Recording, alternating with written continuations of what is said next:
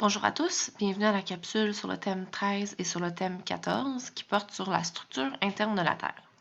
Alors, depuis de nombreux siècles, les humains se questionnent sur plusieurs aspects de la science, notamment celui qui concerne la structure interne de la Terre. Dans cette image, on a une proposition datant des années 1700. À cette époque-là, les scientifiques pensaient que la Terre était constituée de cette manière-là à l'intérieur. Aujourd'hui, on sait que c'est plutôt de cette manière-là. Même si on n'est jamais allé jusqu'au milieu de la Terre, on a utilisé les tremblements de terre, donc les ondes sismiques, qui voyagent au travers des différentes parties de la Terre pour déterminer qu'il y avait 3 parties principales à l'intérieur de la Terre. Donc, c'est pas juste la Terre qui est composée de parties différentes à l'intérieur. La plupart des planètes ont une structure qui change à l'intérieur. Et la Terre, elle a 3 parties principales. La croûte terrestre, qui est cette partie-là en brun sur mon image. Le manteau, qui est la partie en orange. Et le noyau, sur mon image, est divisé en deux, mais on la considère comme étant une partie principale parce qu'elle est composée de la même chose, donc de fer et de nickel. Tout le noyau est composé de fer et de nickel. Ici, sur l'image, on la divise en deux parce que à l'extérieur, c'est liquide et à l'intérieur, c'est solide. Mais c'est fait des mêmes ingrédients. Plus bas dans votre cahier de notes, je vous laisse la place pour écrire les caractéristiques principales de ces parties-là. Donc, la croûte terrestre, vous allez vous faire un petit crochet. Je sais que dans votre cahier, c'est un peu plus difficile parce que c'est en noir et blanc, mais il y a certains élèves qui ont pris des surligneurs ou des stylos de couleur pour faire ressortir les traits. Donc, la croûte terrestre, comme on peut voir sur le dessin, c'est la partie la plus mince de toute notre Terre. Ça correspond à 2% de tout le volume de la Terre. Et sans grande surprise, c'est composé de roches solides. Ensuite, on a le manteau. Le manteau, il y a plusieurs personnes qui pensent que c'est liquide parce que on sait, certaines personnes savent que les volcans qui sont à la surface ici de la croûte terrestre, il y a de la lave qui sort des volcans, puis que la lave, c'est liquide. Donc, on se dit, dans le manteau, ça doit être liquide aussi. Mais non, le manteau, c'est solide. C'est des roches solides, mais plus molles. Un peu comme une feuille de papier, c'est solide, mais elle est flexible, on peut la bouger. Donc, les roches qui composent le manteau sont molles et elles sont en mouvement. Le manteau, c'est la partie la plus volumineuse de notre Terre. Ça correspond à 81% du volume terrestre. La dernière partie, c'est le noyau. Comme je vous ai dit, on considère que tout ça, c'est le noyau, même si on le sous-divise en deux parties.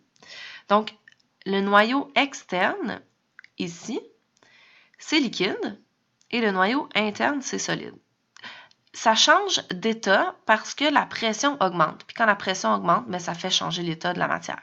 Okay? Un peu comme quand tu descends au fond d'une piscine, tu sens comme une pression sur tes oreilles, c'est désagréable, mais c'est ça, la pression est plus forte au bas de la piscine parce qu'il y a beaucoup de matière en haut. Mais c'est la même chose, plus on renfonce dans la terre, plus il y a de matière autour de nous, plus la pression est forte.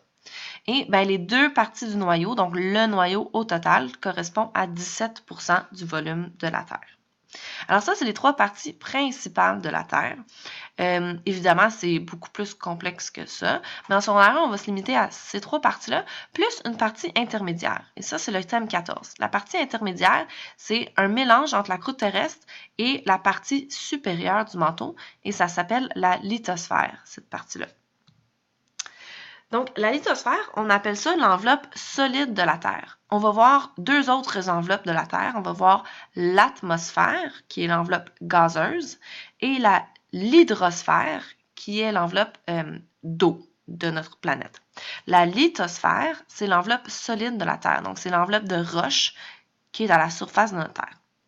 Comme je vous ai dit, c'est une partie un peu comme intermédiaire. Donc, elle est constituée de 2 parties. La croûte terrestre et le manteau supérieur. Manteau supérieur, ça veut dire le manteau du haut. Donc, sur mon image ici, la lithosphère, ce serait la croûte terrestre et la première partie du manteau, le manteau supérieur. C'est quoi la lithosphère? Qu'est-ce qui fait partie de la lithosphère? C'est les éléments du relief, les montagnes, les vallées, les crevasses, et la plupart des phénomènes géologiques. Donc, la formation de montagnes, l'éruption volcanique, et les séismes, tout ça, ça va se passer dans la lithosphère.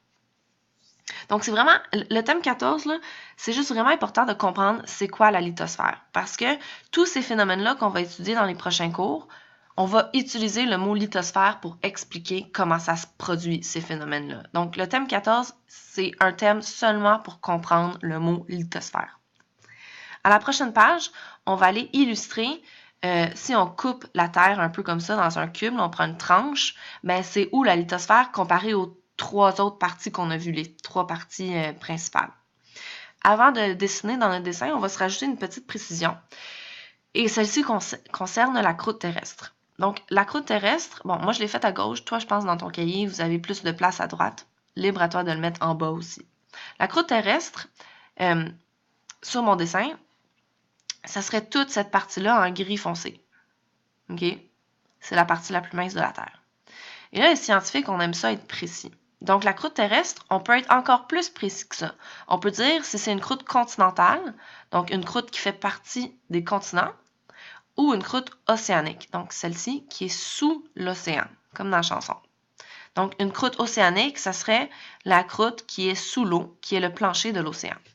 Donc, la croûte terrestre, on peut dire qu'elle se divise en deux, une croûte continentale et une croûte océanique. Mais les deux ici sont aussi une croûte terrestre. C'est juste plus précis de dire croûte continentale et croûte océanique. Donc, ici, cette partie-ci que je surligne avec mon curseur, je t'invite à la colorier d'une certaine couleur pour te montrer que c'est la croûte continentale. Donc, tu vas faire une flèche comme ça et écrire croûte continentale. À gauche, donc toute cette partie-là ici qui se situe sous l'eau, sous les océans, c'est de la croûte océanique. La croûte océanique est beaucoup plus mince, comme tu peux voir dans l'image, que la croûte continentale. Les autres parties principales qu'on a, ben, c'est le manteau. Donc le manteau, là, c'est tout ça. Tout ça, c'est le manteau. Je sais qu'il change de couleur. C'est parce qu'on a voulu distinguer le manteau supérieur, donc le manteau du haut, et le manteau inférieur. Et c'est pas dessiné dans mon dessin, mais en bas ici, tu aurais le noyau.